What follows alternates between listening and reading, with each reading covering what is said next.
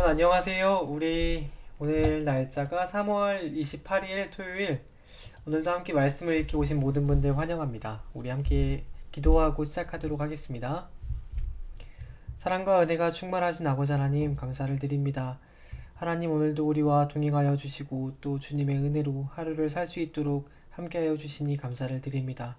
하나님, 우리가 날마다 잊지 않고 함께 모여서 말씀을 읽는 이 시간이 우리의 앞으로의 모든 삶의 여정 가운데 가장 필요한 또 정말 중요한 버팀목이 되고 또 그 시작이 될 수 있는 그런 시간임을 믿습니다. 하나님, 우리에게 또 이 말씀을 읽는 가운데 깨닫는 지혜를 허락하여 주시고 이 말씀으로 또 승리할 수 있도록 오늘 하루도 또 이 시간 가운데 주님 함께 동행하시고 역사하여 주옵소서. 주님, 내일은 귀하고 복된 주일입니다. 우리가 또 주일을 가정에서 보낼 텐데 가정에서 함께 예배하는 중에도 신령과 진정으로 주님만 바라볼 수 있도록 모든 가정 가운데 주님께서 함께하여 주옵소서. 감사드리며 살아계시는 예수 그리스도의 이름으로 함께 기도드렸습니다. 아멘. 여러분 안녕하세요. 네, 오늘 토요일이네요. 잘 쉬었어요? 잘 쉬셨나요? 네, 오늘도 어제에 이어서 함께 말씀을 보려고 합니다. 우리 어제 읽었던 말씀 기억하시죠? 네, 어제 우리가 바리새인들과 또 사두개인들이 예수님께 와가지고 시험했던 것을 봤었어요. 그래서 바리새인들은 예수님께 와서 어떤 시험을 했었죠? 네, 잠깐만요. 갑자기 머리가 멍해졌어. 네, 그 황제에게 바치는 세금을 내야 되냐 말아야 되냐 라는 시험을 했었죠. 그래서 예수님께서 황제의 것은 황제에게 바치고 하나님의 것은 하나님에게 바쳐라, 하나님께 드려라 라고 했던 것을 봤었어요. 또 이제 서기관이 와가지고 부활을 부활이 진짜 있냐 이것에 대해서 예수님께 질문을 했었어요. 그 예수님께서 말씀하시기를 하나님께서 나는 아브라함의 하나님이다 라고 말씀하시는 거는 아브라함이 살아있기 때문에 아브라함의 하나님이다 라고 말씀을 하시는 거다. 다시 말하면 아브라함이 지금 육체로 죽어서 보이지 않지만 영의 상태로 영혼으로 살아있다. 그리고 최후의 날에 다시 부활한다 라는 것을 말씀을 하셨었죠.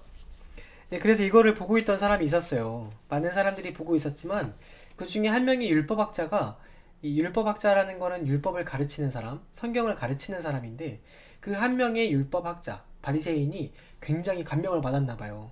그래서 우리 이제 오늘 함께 읽어볼 말씀이 그 감명받은 장면을 함께 읽는 거예요.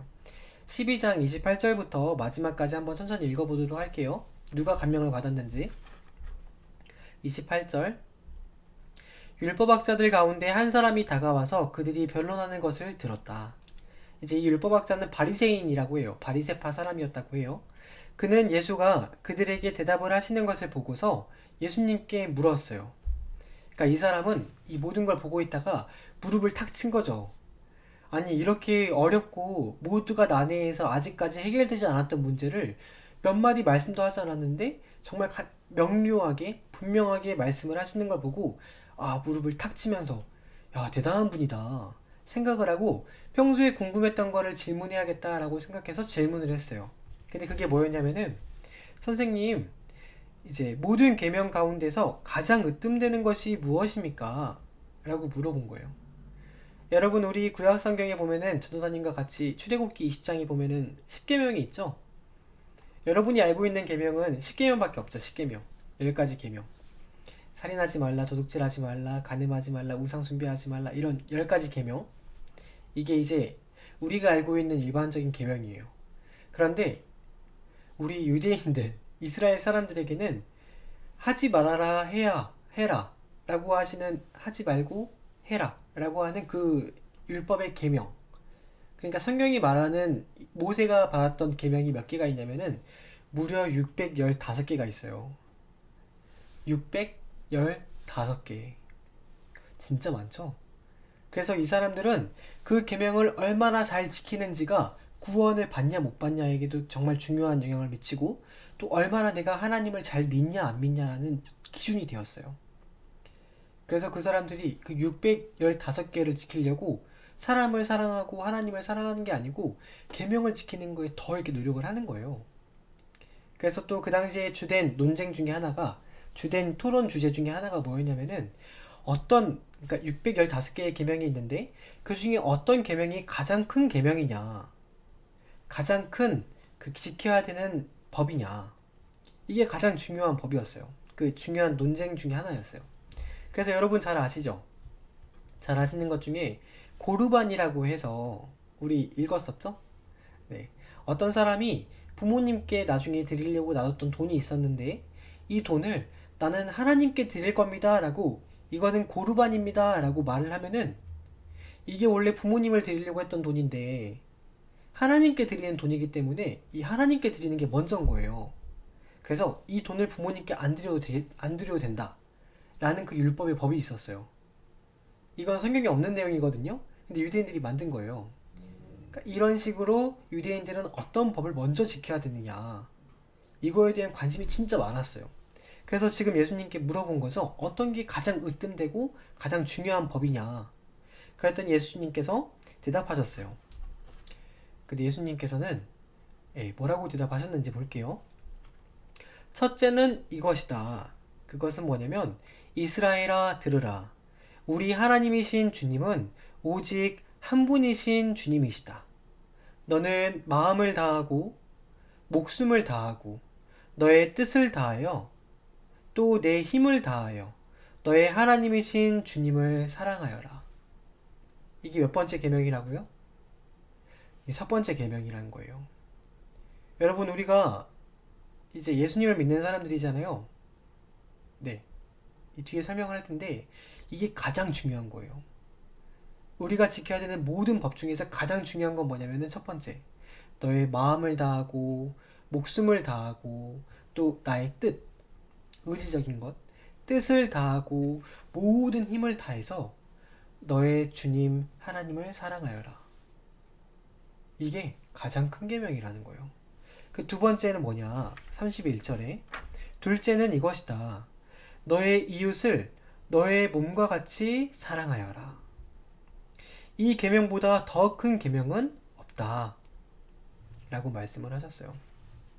여러분, 어떤 그 예수님을 이제 믿는 사람들 중에서는 그런 분들도 계시더라고요. 어떤 분들이 계시냐면, 우리가 천국에 가는 건 예수님을 믿는 믿음으로, 다시 말하면 예수님께서 구원자라고 우리를 구원하셨다라는 사실을 믿는 사람이 천국에 가는 거다. 그러니까 예수님을 믿는 사람은 예수님의 계명을 안 지켜도 된다. 왜냐면 계명을 지키는 걸로 천국에 가는 게 아니고 믿는 믿음으로 천국에 가는 거기 때문에 계명을 지킬 필요가 없다 라고 하는 사람이 있는 걸 봤어요. 근데 여러분, 그건 약간 오해스러운, 오해가 있어요.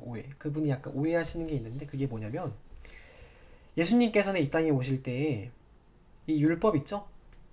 성경이 보면은 구약 성경의 율법들이 굉장히 많이 있어요. 구약 성경, 이렇게 두꺼운데 검은색으로 표시되어 있는 구약 성경 율법이 있는데, 예수님께서 이렇게 말씀하셨어요. 내가 이 땅에 와서 그 많은 구약의 율법들을 없애려고 온 것이 아니다.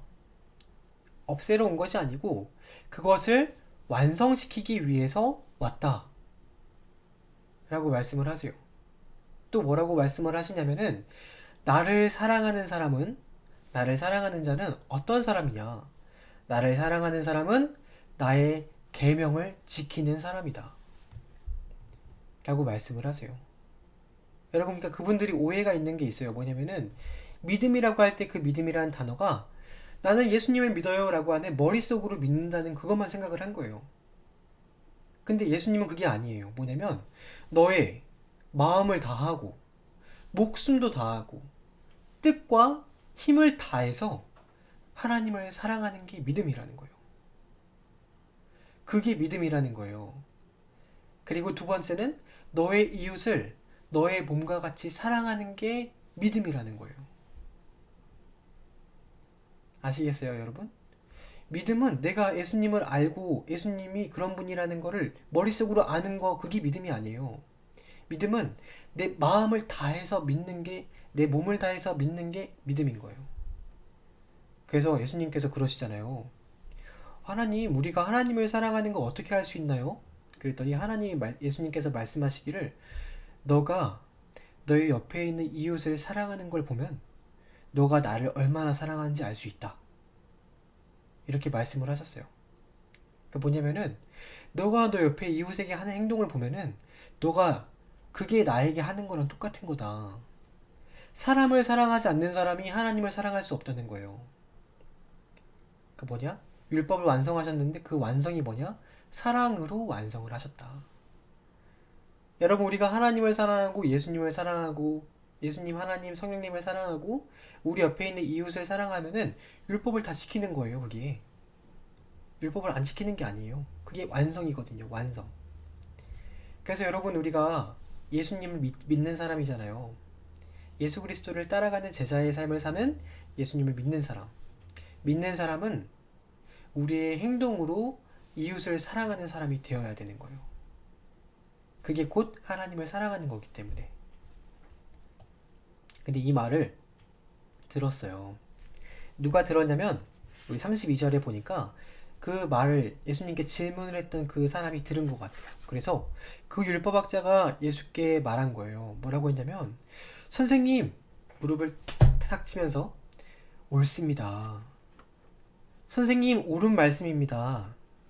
하나님은 한 분이시고 그 밖에 다른 이는 없다고 하신 그 말씀이 옳습니다. 또 마음을 다하고 지혜를 다하고 우리의 힘을 다해서 하나님을 사랑하는 것과 이웃을 자기 몸과 같이 사랑하는 것이 모든 번제와 희생제와 그러니까 모든 제사들보다 더 낫다는 것이 맞습니다. 예수님, 당신의 말이 맞습니다. 라고 너무 진짜 감격하는 소리로 이렇게 외친 거예요. 말을 했어요. 여러분, 그러니까 우리가 하나님을 사랑하고 이웃을 사랑하는 게 여기 보면은 그러잖아요. 제사. 번제와 희생제가 제사잖아요. 오늘날로 말하면 예배예요. 예배. 이 예배를 드리는 것보다 더 중요한 게 뭐냐면은 이웃을 사랑하는 게 더 중요한 거예요. 예전에 이스라엘에 많은 유대인들이 하나님으로부터 책망을 당하고 이게 꾸지람을 받았어요. 그 이유가 뭐냐면 유대인들이 예배를 안 드려서 혼난 게 아니에요.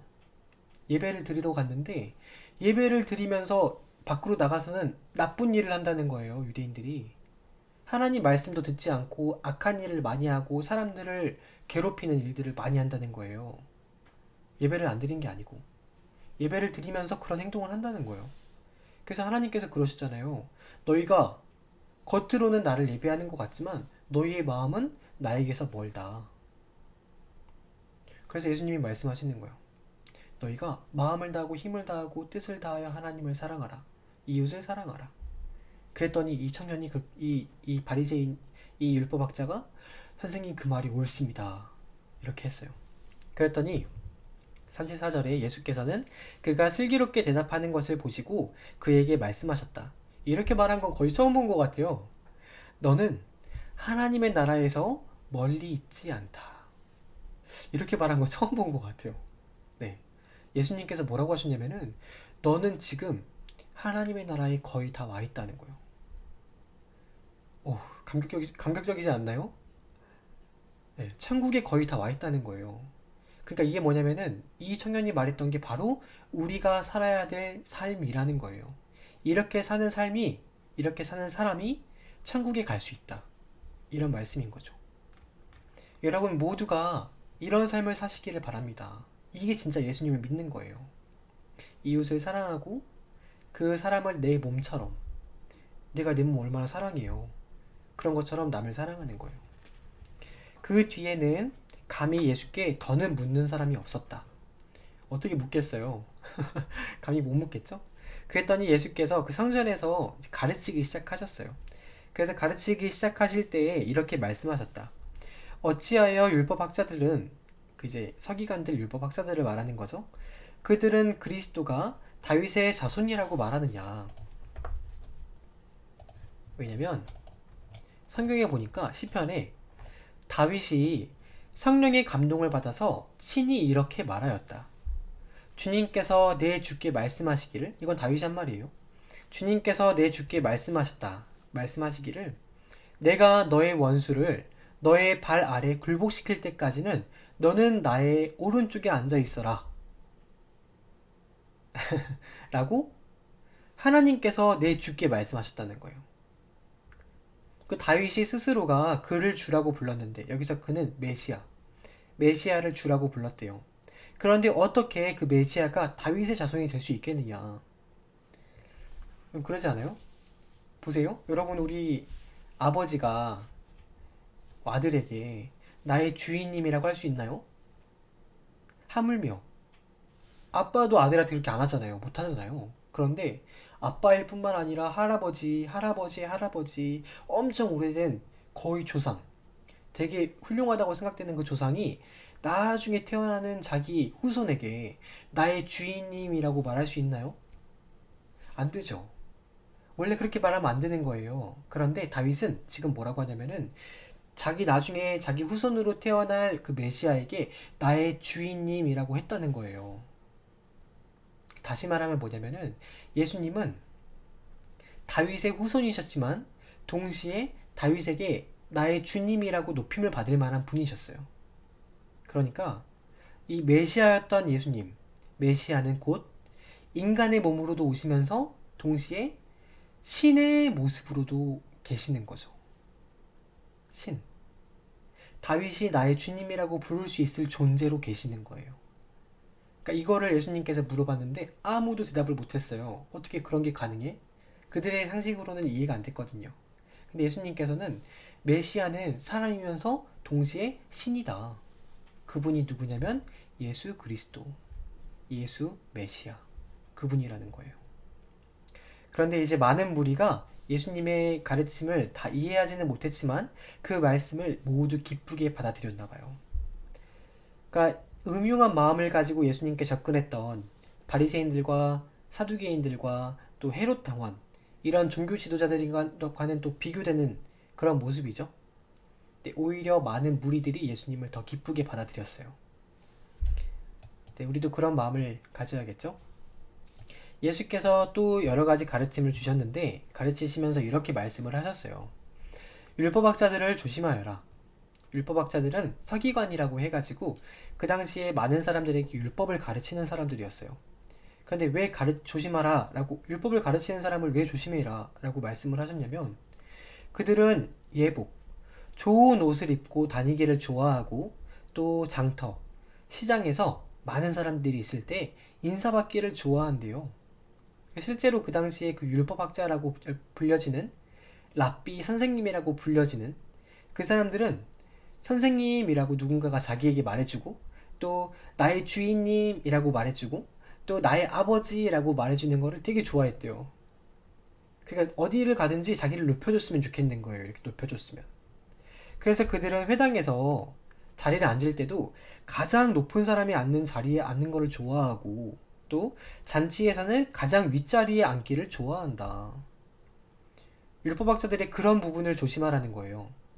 그들은 과부들의 재산, 가부들의 그렇지 않아도 없는 그 가산까지 삼키고 남에게 보이려고 길게 기도를 한대요. 이 율법학자들을 이제 서기관이라고 성경이 말을 하거든요. 잠깐 설명을 해주자면 여러분, 그 당시 그 1세기, 그러니까 예수님이 계셨던 그 시대에는 율법학자들이 정부로부터라든가 뭐 이렇게 교회라든가 이런 데서 돈을 따로 받지 않았대요. 뭐 어떤 기관에서 따로 월급을 받은 게 아니에요.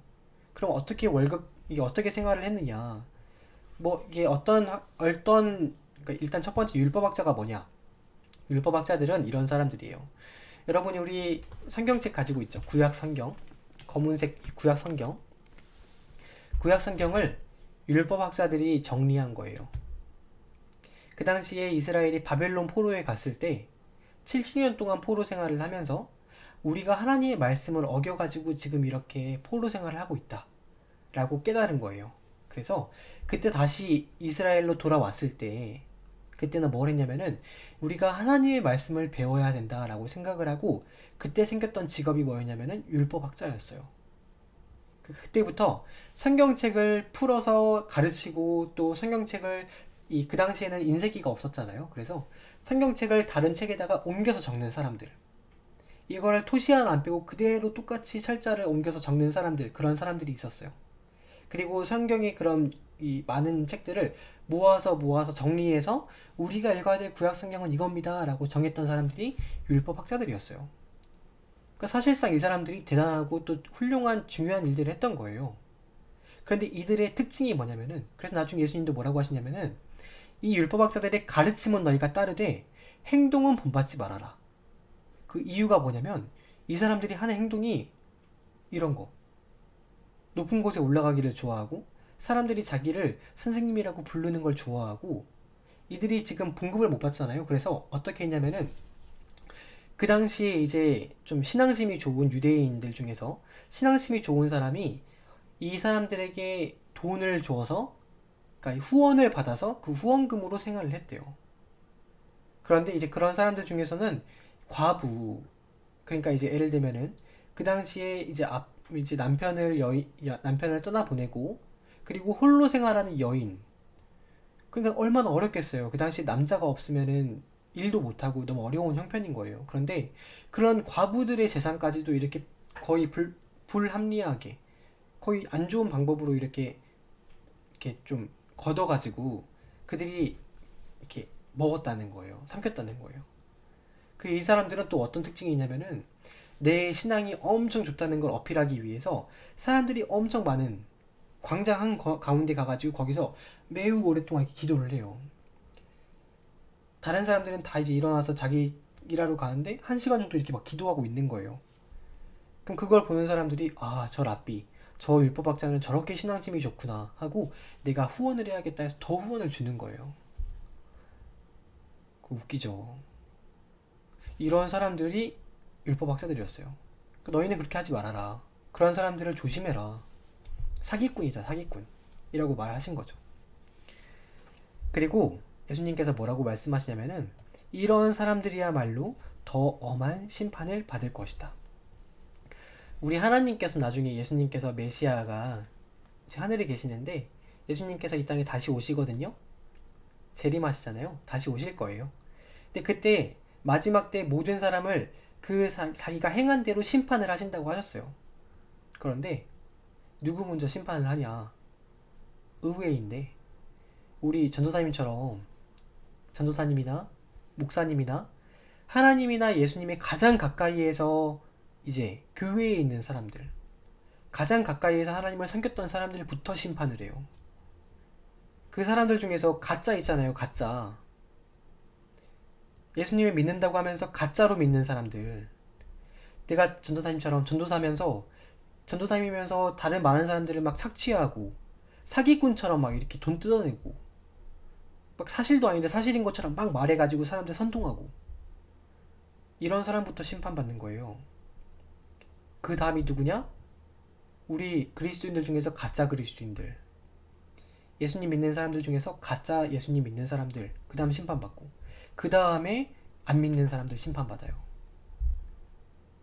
성전을 청결하게 하실 때 예수님께서 정화를 하실 때 가장 가운데 있는 성전의 한 복판부터 성전부터 청결케 하시는 거예요.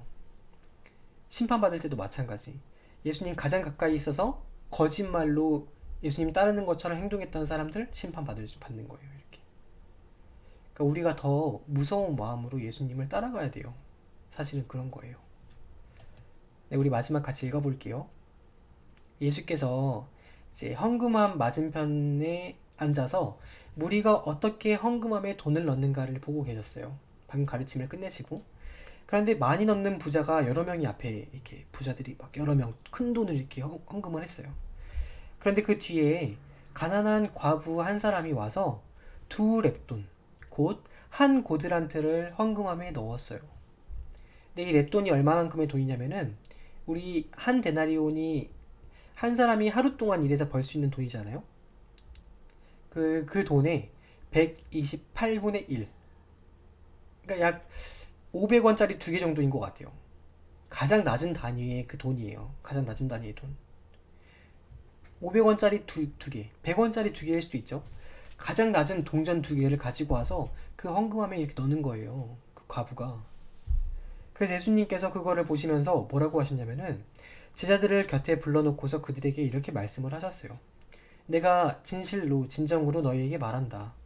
헌금함에 돈을 넣은 사람들 가운데 이 가난한 과부가 그 어느 누구보다도 더 많이 넣었다. 다른 모든 사람들은 넉넉한 가운데에서 얼마씩을 떼어 넣었지만 이 과부는 가난한 가운데서 자기가 가진 모든 것, 곧 자기의 생활비 전부를 털어 넣었기 때문이다. 전도사님 가끔 이거 볼 때 눈물 날 때가 있어요. 좀 그 심정이 이해가 되거든요. 한번 말한 적 있었죠. 전도사님이 그 원주 살 때 한 달에 얼마를 받고 생활을 했었는지. 좀 심정이 이해가 가요. 여러분, 돈 많은 사람들이 얼마씩 떼어서 내는 건 얼마 아닐 수 있잖아요. 근데 이 과부는 지금 이 돈을 헌금을 하면은 오늘 굶을 수도 있어요. 내일 먹고 살 게 없을 수도 있다는 거예요. 그런데 이 과부는 하나님을 사랑하는 마음으로 자기에게 주신 은혜를 깨닫고 하나님이 내가 이 헌금을 하면 이 돈을 하나님께 드리면 다시 채워주실 거라는 믿음을 가지고 넣은 거예요. 그래서 가끔 전도사님이 이 과부의 이 마음을 보면서 약간 가끔 뭉클할 때가 있어요. 그리고 마찬가지로 예수님께서도 이 과부가 다른 어떤 사람들보다 가장 많이 넣었다. 중요한 건 돈의 액수가 아니다. 그 마음이다, 마음. 헌금은 여러분, 물론 많이 한 사람은 그 많이 한 만큼의 그게 있겠죠. 하나님을 진짜 사랑하기 때문에 본인이 하나님께 많이 드리는 그런 게 있겠죠. 그런데 우리가 돈을 적게 한다고 해서, 적게 하나님께 드린다고 해서 그 적은 게 하나님 보시기에 적은 게 아니에요. 적은 액수다 하더라도 그 마음의 중심을 보시는 하나님께는 그게 정말 큰 돈일 수 있다는 거예요. 자기의 전부를 드리는 것과 똑같은 마음으로 하나님께서 받으실 수 있다는 거예요. 그러니까 우리가 헌금을 할 때 항상 이 모든 것이 하나님의 것이지만 하나님께 감사하는 마음으로 나의 그 일부를 주님께 드립니다라는 감사하는 마음으로 그 마음을 가지고 드리는 게 중요해요, 여러분. 아시겠어요? 여러분의 재물이 있는 곳에 우리의 마음이 있다고 하나님 말씀을 하세요. 우리가 항상 이 하나님을 사랑하는 마음 또 은혜로 알 수 있는 마음을 가지고 그렇게 예배하고 또 우리의 예물을 드리고 또 기도하고 그런 신앙생활을 했으면 좋겠습니다. 네, 오늘 전도사님과 함께 읽을 말씀은 여기까지고요. 우리 내일은 거룩한 주일이죠. 가정에서 예배를 드리시겠지만 이 마음과 신령과 진정을 다해서 하나님께 예배하시는 시간 되시길 바랍니다. 특별히 우리 또 초등부 친구들은 예배 이후에 줌 어플을 활용해서 같이 또 반별 모임을 하려고 하거든요. 그래서 우리 담임 선생님들 말씀 잘 듣고 또 줌 어플에 들어와서 오랜만에 친구들과 만나서 대화도 나누고 했으면 좋겠어요. 네, 그러면 우리 친구들 오늘과 내일 푹 편안한 안식을 누리시고요. 우리 전도사님은 월요일에 다시 만나도록 하겠습니다. 네, 여러분 안녕. 다음 주에 만나요.